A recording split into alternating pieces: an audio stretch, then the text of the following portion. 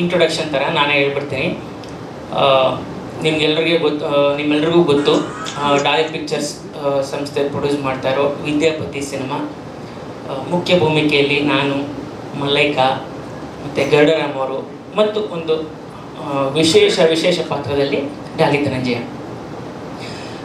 ಮತ್ತು ಇನ್ನಷ್ಟು ಇನ್ನು ಕಲಾವಿದರ ದಂಡು ನಮ್ಮ ಸಿನಿಮಾದಲ್ಲಿದೆ. ಅದು ಗಿರೀಶ್ ಜಡ್ಡಿ ಸರ್ ಇರ್ಬೋದು, ಬಿಂದು ಅವ್ರು ಇರ್ಬೋದು, ಅಥವಾ ನನ್ನ ತಂಗಿ ಪಾತ್ರ ಮಾಡಿರೋ ಹೊಸ ಹುಡುಗಿ ಪ್ರತೀಕ್ಷಾ ಅಂತ.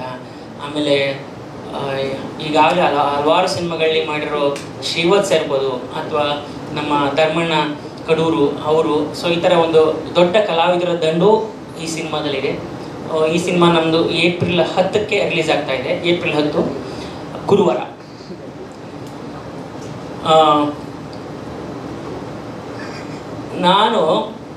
ನೀವು ನಮ್ಮ ಮಾತು ಕೇಳಕ್ಕೆ ಬಂದಿದ್ದೀರಾ, ಹೌದು. ಬಟ್ ನಾನು ಒಂದಷ್ಟು ಪ್ರಶ್ನೆಗಳನ್ನ ನಾನು ನಿಮಗೆ ಕೇಳಬೇಕು. ಯಾಕಂದರೆ ಈಗ ಥಿಯೇಟ್ರ್ಗಳಿಗೆ ಜನ ಬರ್ತಾ ಇಲ್ಲ, ಹಾಗೆ ಹೀಗೆ ಅಂತೆಲ್ಲ ಹೇಳ್ತಾ ಇದ್ದೀರಾ, ಹೌದು. ಆದರೆ ಚೆನ್ನಾಗಿರೋ ಸಿನಿಮಾಗಳಿಗೆ ಸೋತಿತ್ತು ಕೂಡ ಇಲ್ಲ ಅಲ್ವಾ? ಅಂದರೆ ಒಂದು ನಿರೀಕ್ಷಿತ ಮಟ್ಟದ್ದು, ಅಂದರೆ ನಾವೇನು ಅನ್ಕೊಂಡಿರ್ತೇವಲ್ಲ ಅಷ್ಟು ಬಿಸ್ನೆಸ್ ಆಗದೆ ಇದ್ರೂ ಸಿನಿಮಾ ಸೋತಂತೂ ಇಲ್ಲ, ಚೆನ್ನಾಗಿರೋ ಸಿನಿಮಾಗಳು. ಸೊ ಈ ಸಿನಿಮಾಗಳು ಚೆನ್ನಾಗಿದ್ದಾಗ ಅದನ್ನು ಥಿಯೇಟರ್ಗೆ ಹೋಗಿ ಅಂತ ಹೇಳೋ ಆ ಕರ್ತವ್ಯ ಮತ್ತು ಜವಾಬ್ದಾರಿ ಎರಡೂ ಕೂಡ ನಿಮಗಿದೆ. ಸೊ ನನಗೆ ನೀವು ಹೇಳಿ, ನಿಮಗೆ ಸಿನಿಮಾಗೂ ಮುಂಚೆ, ಆಯಿತಾ, ಅದು ಸಿನಿಮಾ ಸ್ಟಾರ್ ಕಾಸ್ಟು ಇದೆಲ್ಲನೂ ಬಿಟ್ಟು ಏನನ್ನು ನೋಡಿ ನಿಮಗೆ ಜನ ಥಿಯೇಟ್ರಿಗೆ ಹೋಗ್ತಾರೆ ಅಂತ ಅನ್ಸುತ್ತೆ? ಜನ ಬೇಡ, ಅಟ್ಲೀಸ್ಟ್ ನೀವು ಯಾಕೆ, ಐ ಮೀನ್ ಇರೆಸ್ಪೆಕ್ಟಿವ್ ಆಫ್, ಈಗ ನಾನೊಬ್ಬ ಯೂಟ್ಯೂಬರ್ ಅಲ್ಲ ಅಥವಾ ನಾನೊಬ್ಬ ಮೀಡಿಯಾದವನಲ್ಲ ಅಂತ ಅಂದ್ಕೊಳ್ದೇನೆ ನಿಮಗೆ ಯಾಕೆ ಒಂದು ಸಿನಿಮಾನ ನೋಡಬೇಕು ಅಂತ ಅನ್ಸುತ್ತೆ ಅಂತ ನನಗೆ ದಯವಿಟ್ಟು ನೀವು ಹೇಳಿ ಪ್ಲೀಸ್. ಯಾರಾದ್ರು ಆ ಕಂಟೆಂಟ್ ನಿಮ್ಗೆ ಹೇಗೆ ಗೊತ್ತಾಗುತ್ತೆ? ಮೌತ್ ಪಬ್ಲಿಸಿಟಿ ಅಲ್ಲ, ನಾನು ಹೇಳಿದ ಸಿನಿಮಾ ರಿಲೀಸ್ಗೂ ಮುಂಚೆ. ಮೌತ್ ಪಬ್ಲಿಸಿಟಿಗಿಂತ ಮುಂಚೆ ಅಂದ್ರೆ ಸಿನಿಮಾ ರಿಲೀಸ್ ಆಗಿಲ್ಲ ಈಗ ಇನ್ನ. ಸೊ ಈಗ ನಾನು ಥಿಯೇಟರ್ಗೆ ಸಿನಿಮಾನ ನೋಡ್ತೀನಾ ಇಲ್ವಾ, ಐ ಮೀನ್ ಅಟ್ಲೀಸ್ಟ್ ನಾನು ಫಸ್ಟ್ 3 days ನಾನು ಸಿನಿಮಾ ನೋಡ್ತೀನಾ ಇಲ್ವಾ, ಅಥವಾ ನೋಡಬೇಕು ಅಂತ ನಿಮ್ಗೆ ಯಾವಾಗ ಅನ್ಸುತ್ತೆ ಅಂತ? ಫಸ್ಟ್ ಸಾಂಗ್ ನೋಡಿದಾಗ, ಸಾಂಗ್ ಕೇಳಿದಾಗ, ಅದಾದ್ಮೇಲೆ ಟೀಸರ್ ಕಟ್, ಅದಾದ್ಮೇಲೆ trailer cut.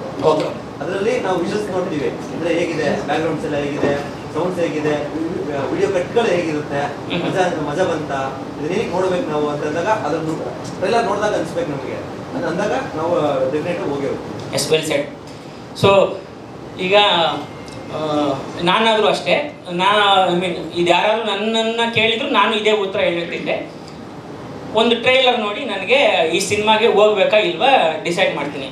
So I mean ಈಗ ಕೆಲವು ಸಿನಿಮಾಗಳು ಈಗ ಈ ಥರ ಇಲ್ಲ, ನೀವು ಕೆಲವರೆಲ್ಲ ಗಿಮಿಕ್ ಮಾಡಿ ಗೆದ್ಬಿಡ್ತಾರೆ, ಅಥವಾ ಏನೋ ಕಂಟೆಂಟ್ ಇಲ್ಲದ್ರು ಏನೇನೋ ಮಾಡಿ ಗೆದ್ಬಿಡ್ತಾರೆ. ಸೊ ಬೇಸಿಕ್ಲಿ ನೀವು ಹೇಳ್ತಾರೆ ಕಂಟೆಂಟ್ ಒಂದಿದ್ರೆ ಸಾಕು, ಐ ಮೀನ್ ಒಂದು ಒಳ್ಳೆ ಟ್ರೈಲರ್ ಸಾಕು ಸಿನಿಮಾನ ನಾನು ಥಿಯೇಟರ್లో ನೋಡೋದಕ್ಕೆ ನೀವು ಹೇಳ್ತಾ ಇದ್ದೀರಾ. ಅದು ಒಂದು. ಇನ್ನೊಂದು, ನಾವು ಅವಾಗ ನೋಡ್ತಾ ಇರಬೇಕು. ವಿದ್ಯಾಪತಿ ಇದೆಲ್ಲ ಕೇಳ್ತಾ ಇರ್ತೀನಲ್ಲ, ದಿನ ಕೇಳ್ತಾ ಇರ್ತೀನಲ್ಲ ಅಂತ ಅನ್ನಿಸ್ಬೇಕು ನಮಗೆ. ಇದು ಯಾವಾಗ ಒಂದು 3 ತಿಂಗಳು ಒಂದ್ಸಲಿ ಅಲ್ಲ 6 ತಿಂಗಳು ಒಂದ್ಸಲಿ ಈಗ ಸಾಂಗ್ ಬಂತು, ನೆಕ್ಸ್ಟ್ ಸಿನಿಮಾ ಯಾವಾಗಲೂ ಬರ್ತಾ ಇದೆ, ಬಿಡಿ ಇನ್ನೇನು ಮುಂದೆ ನೋಡ್ಕೊಳ್ಳೋಣ ಅಂತ ಆ ಥರ ಫೀಲ್ ಬರಬಾರ್ದು ನಮಗೆ. ಯಾಕೆಂತಂದ್ರೆ ಕಲೆಕ್ಷನ್ ಹೋಗ್ಬಿಡುತ್ತೆ ನಮಗೆ. ಅಂದ್ರೆ ಒಂದು ಸಾಂಗು, ಟೀಸರ್ಗೂ, ಟ್ರೇಲರ್ಗೂ ತುಂಬಾ ಗ್ಯಾಪ್ ಇರಬಾರ್ದು. ಅವರಿಗೆ ಪ್ರಮೋಷನ್ಸ್ ಕಮ್ಮಿ ಆದಾಗ ನಮಗೆ ವಿದ್ಯಾಪತಿಯಿಂದ ಸ್ವಲ್ಪ ದೂರ ಹೋಗ್ಬಿಡ್ತಾರೆ. ವಿದ್ಯಾಪತಿ ಅಂತಾನೆ ಅಲ್ಲ, ಯಾವುದೇ ಸಿನಿಮಾ ಬರಲಿ, ದೊಡ್ಡ ಸಿನಿಮಾ ಆಗಲಿ ಚಿಕ್ಕ ಸಿನಿಮಾ ಆಗಲಿ, ಅದರಿಂದ ಸ್ವಲ್ಪ ಕರೆಕ್ಟ್ ದೂರ ಆಗ್ಬಿಡ್ತೀವಿ. Okay, thank you.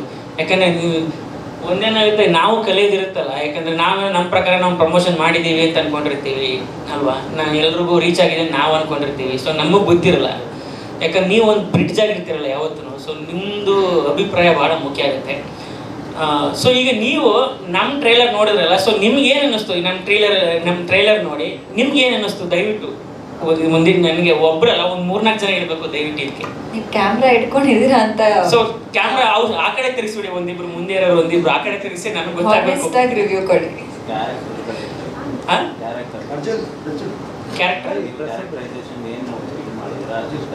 ಕ್ಯಾರೆಕ್ಟರೈಸೇಷನ್ ಇಷ್ಟ ಆಯಿತು. ಓಕೆ,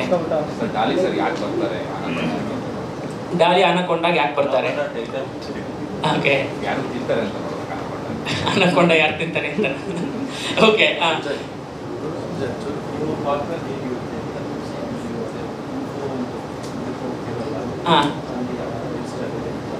ಸೊ ಕರಾಟೆ ನಂದು ರಾಮ್ದು ಫೈಟು. Okay okay. ಬೇರೆ ಹಿಂದ್ಗಡೆ ಈ ಸಿನಿಮಾದಲ್ಲಿ ನಿಮ್ಗೆ ಕಾಮಿಡಿ ವರ್ಕೌಟ್ ಆಗಿದೆ ಅನ್ಸುತ್ತೆ ಸರ್. ಓಕೆ, ಕಾಮಿಡಿ ಸರಿ. ವಿದ್ಯಾಪತಿಯ ಕಿತಾಪತಿಗಳು ಏನೇನು ಇರ್ಬೋದು ಅನ್ನೋ ಒಂದಿಷ್ಟು ಕ್ಯೂರಿಯಾಸಿಟಿ ಇದೆ. ವಿದ್ಯಾಪತಿ ಕಿತಾಪತಿ ಓಕೆ. ಸೆಂಟಿಮೆಂಟ್ ನ ಸಿನಿಮಾ ಬಿಟ್ಟು ಬಂದು ಥಿಯೇಟರ್ಗೆ ಯಾಕಾದ್ರೂ ಅಳಬೇಕು ಹೋಗ್ಬೇಕು ಅನ್ನೋದು ಬಿಟ್ಟು 2 ನಿಮಿಷ ಬಿಟ್ಟು ನಗ್ಬೇಕು ಅಂತ ಸಿನಿಮಾ ಇರುತ್ತೆ ಅಂತ ಅನ್ಕೊಂಡು ಹೋಗ್ತೀವಿ. ಸೊ ಎಂಟರ್ಟೈನ್ಮೆಂಟ್ ಇದೆ ಅಂತ ನಿಮಗೆ. ಮೇಜರ್ ಕಾಮಿಡಿ ನಗೋಗೋಸ್ಕರ. ಸ್ಟಾರ್ ಹೀರೋಯಿನ್ ಪಟಾಯಿಸ್ಬಿಡ್ತೀರ. ಸೊ ಸೂಪರ್ ಸ್ಟಾರ್ ಹೀರೋಯಿನ್ ನಾನೇ ಪಟಾಯಿಸ್ತೀನಿ ಅಂತ ಅವ್ರಿಗೆ ಗೊತ್ತಾಗಬೇಕಾಗಿದೆ. ಓಕೆ, ನೀವೇ ಒಳ್ಳೆ ಕಂಟೆಂಟ್, ನೀವೇ ಒಳ್ಳೆ content. Thank you sir.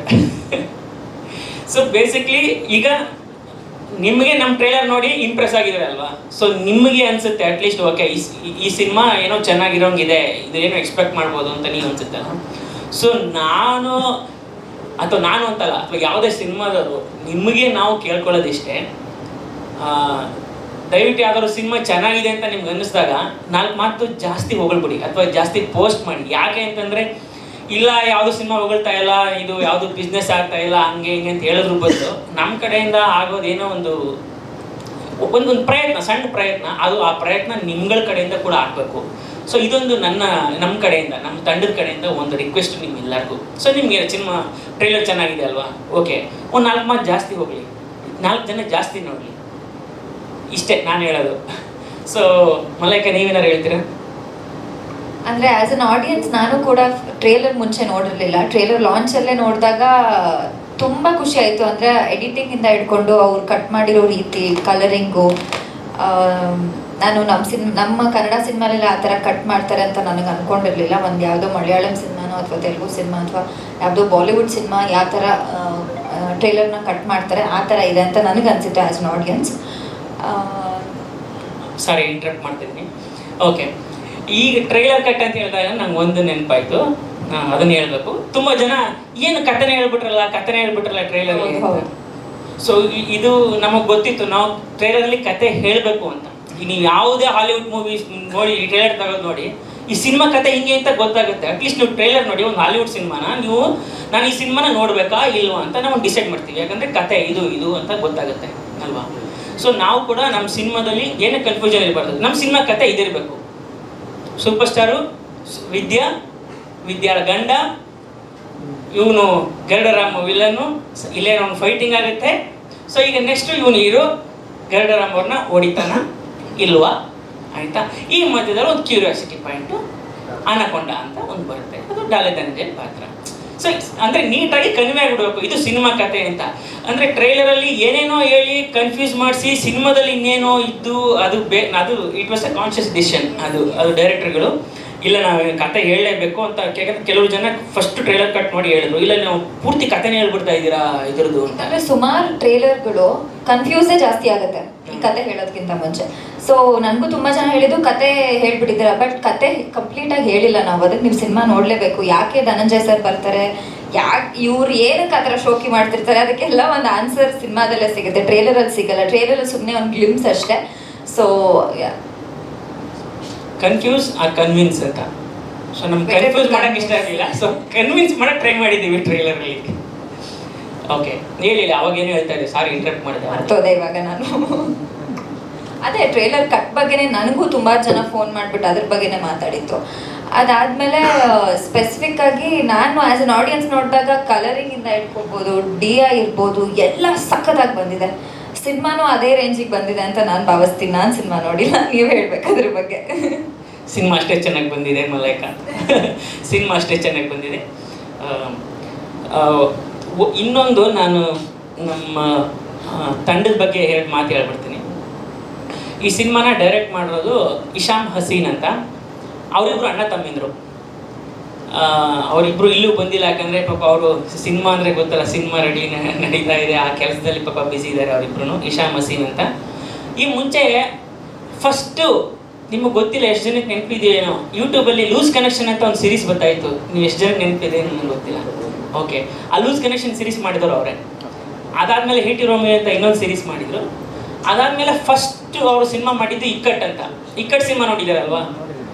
So ಅದು ಅವ್ರ ಡೈರೆಕ್ಷನಲ್ಲಿ ನಾನು ಮಾಡಿದ್ದು ಫಸ್ಟ್ ಸಿನಿಮಾ ಇಕ್ಕಟ್ ಅಂತ. ಅದು ನಾವು ಲಾಕ್ಡೌನ್ ಟೈಮಲ್ಲಿ ಮಾಡಿದ್ದು ಸಿನಿಮಾ. ಸೊ ಅದಾದಮೇಲೆ ಅವರು ಇಲ್ಲ ದೊಡ್ಡದೇನೋ ಮಾಡಬೇಕು ಅಂತ ಸೊ ಒಂದು ಕತೆ ಹೇಳಿದರು ನನಗೆ. ಆ್ಯಕ್ಚುಲಿ ಹಂಗೆ ನೋಡಿದ್ರೆ ಇದು 4ನೇ ಕತೆ ನಾವು ಮಾಡಿರೋದು. ಫಸ್ಟ್ 3 ಕತೆ ಇಲ್ಲ, ಇದು ಬೇಡ, ಬಜೆಟ್ ತುಂಬ ಜಾಸ್ತಿ, ಇದು ಬೇಡ, ಇದು ಹಂಗಾಗುತ್ತೆ. ಸೊ ವಿದ್ಯಾಪತಿದು ಕೂಡ ಇದು 2ನೇ ವರ್ಷನ್ ಇದು ಸಿನಿಮಾದ್ದು. ಸೊ ಇದು ಫಸ್ಟ್ ಅವ್ರು ಬಂದು ನನಗೆ ಕತೆ ಹೇಳಿದಾಗ ಓಕೆ ಚೆನ್ನಾಗಿದೆ ಮಾಡೋಣ ಅಂತ ನಾನು ಹೇಳ್ತಾ ಇದ್ದೆ. ಆವಾಗ ಹಿಂಗೆ ಧನಂಜಯ್ ನನ್ನ ಮೀಟ್ ಆದಾಗ ಈ ಥರ ಇವರು ಒಂದು ಕತೆ ಅಂದ್ಕೊಂಡಿದ್ದಾರೆ, ಒಂದು ಸೂಪರ್ ಸ್ಟಾರ್ ಹೀರೋಯಿನ್ನು ಗಂಡ ಶೋಕಿ ಮಾಡ್ತಾ ಇರ್ತಾನೆ ಹೀರೋಯಿನ್ ಹೆಸರು ಹೇಳ್ಕೊಂಡು, ಹೀರೋಯಿನ್ಗೆ ಅವಮಾನ ಆಗೋಗುತ್ತೆ. ಆವಾಗ ಹೀರೋಯಿನ್ ಮನೆಯಿಂದ ಈಚೆ ಹಾಕ್ಬಿಡ್ತಾಳೆ. ಈಗ ಹೋಗ ಅವ್ನು ಹೊಡ್ಬಿಟ್ಟು ಬಾ ಅಲ್ಲಿವರೆಗೂ ನಿನ್ನ ಮನೆಗೆ ಸೇರಿಸಲ್ಲ ಅಂತ ಈ ಥರದ್ದೊಂದು ಕತೆ ಮಾಡ್ಕೊಂಡಿದ್ದಾರೆ ಅಂತ ನೋಡಿ. ಈ ಕತೆ ಇಷ್ಟೇ. ನಾನು ಇಲ್ಲೇನು ನಾನು ಕತೆ ಬಿಟ್ಕೊಡ್ತಾ ಇದ್ದೀನಿ, ಏನಿಲ್ಲ. ಇದು ನಿಮಗೆ ಕನ್ವಿನ್ಸಿಂಗ್ ಅನ್ಸಿದ್ರೆ ಈ ಪಾರ್ಟು ನೀವು ಥಿಯೇಟ್ರಿಗೆ ಬರ್ತೀರಾ ಅಲ್ವಾ? ಇದನ್ನೇನು ಕತೆ ಬಿಟ್ಕೊಡೋದು ಆ ಥರದ್ದೇನಿಲ್ಲ. ಸೊ ಈ ಥರದೊಂದು ಕತೆ ಮಾಡ್ಕೊಂಡಿದ್ದಾರೆ ಅಂತ ನಾನು ಧನಂಜಯನಿಗೆ ಹೇಳಿದಾಗ, ಸೊ ಅವನು ಈ ಸಖತ್ತಾಗಿದೆ ಲೈನು, ಅವ್ರನ್ನ ಕೇಳು ಪ್ರೊಡ್ಯೂಸರ್ ಇದ್ದಾರೆ ಅಂತ. ಇಲ್ಲಾಂದ್ರೆ ನಾನೇ ಪ್ರೊಡ್ಯೂಸ್ ಮಾಡ್ತೀನಿ ಅಂತ ಹೇಳು ಅಂತ ಹೇಳಿದ್ದ. ಸೊ ಅದು ಹಾಗೆ. ಸೊ ಡಾಲಿ ಪಿಕ್ಚರ್ಸ್ ಹೇಗೆ ಈ ಪ್ರೊಡ್ಯೂಸ್ ಮಾಡಿದ್ದು ಸಿನಿಮಾನ ಅಂದರೆ ಹೀಗೆ. ಸೊ ಇಶಾ ಮಸೀದ್ ನಾನು ಆಗಲೇ ಹೇಳ್ದಂಗೆ ಇಕ್ಕಟ್ ಸಿನಿಮಾ ಮಾಡಿ ನಂತರ ಇದು ಅವ್ರದ್ದು 2ನೇ ಸಿನಿಮಾ. ಥಿಯೇಟ್ರಿಕಲಿ ಫಸ್ಟ್ ಸಿನಿಮಾ ಅವ್ರದ್ದು ವಿದ್ಯಾಪತಿ. ಅವರೇ ಎಡಿಟರ್ ಕೂಡ ಈ ಸಿನಿಮಾಗೆ. ಮತ್ತು ಈ ಸಿನಿಮಾಗೆ ಮ್ಯೂಸಿಕ್ ಡೈರೆಕ್ಟರ್ ಅಂದರೆ ಡಾಸ್ ಮೋಡ್ ಅಂತ. ನೀವು ಅವರು ಧೀರೇಂದ್ರ ದಾಸ್ ಅಂತ, ಅವ್ರದ್ದು ಸ್ಕ್ರೀನ್ ನೇಮು ಡಾಸ್ ಮೋಡ್ ಅಂತ.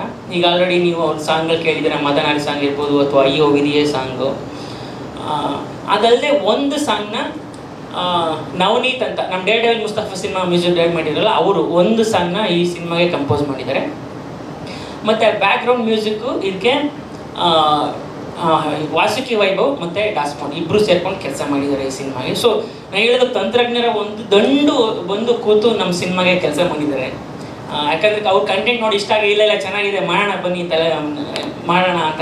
ಅಂದರೆ ನನಗೆ ಸಿನಿಮಾದಲ್ಲಿ ನಮಗೊಂದಿಷ್ಟು ಗೆಳೆಯರು ಅಂತ ಇರ್ತಾರಲ್ಲ, ಅವರೆಲ್ಲ ಸೇರಿಕೊಂಡು ಒಟ್ಟಿಗೆ ಇಲ್ಲ ಮಾಡೋಣ ಅಂತ ಹೇಳಿ ಮಾಡಿದ್ದು ಸಿನಿಮಾ. ಮತ್ತು ಈ ಸಿನಿಮಾಗೆ ಲವಿತ್ ಛಾಯಾಗ್ರಹಣ, ಅವ್ರದ್ದು ಸಿನಿಮಾ ಅವ್ರ DOP. ಮತ್ತು ಬೇರೆ ಯಾರು ಬಿಟ್ಟೆ, ಇದು ಫಾರ್ಮಲ್. ಆಮೇಲೆ KRG ಸ್ಟುಡಿಯೋಸ್ ರಿಲೀಸ್ ಮಾಡ್ತಾ ಇದ್ದಾರೆ. ಆ್ಯಸ್ ಯೂಶುವಲ್ ನಮ್ದು ಎಲ್ಲ ಸಿನಿಮಾಗಳನ್ನು ಅವರೇ ರಿಲೀಸ್ ಮಾಡ್ತಾ ಇದ್ದಾರೆ ಮೊದಲಿಂದ. ಕಾರ್ತಿಕ್ ಮತ್ತು ಯೋಗಿ ಅವರು, ಮತ್ತು ಜೊತೆಗೆ ಜಯಣ್ಣ ಅವರು ಕೂಡ ಇದ್ದಾರೆ.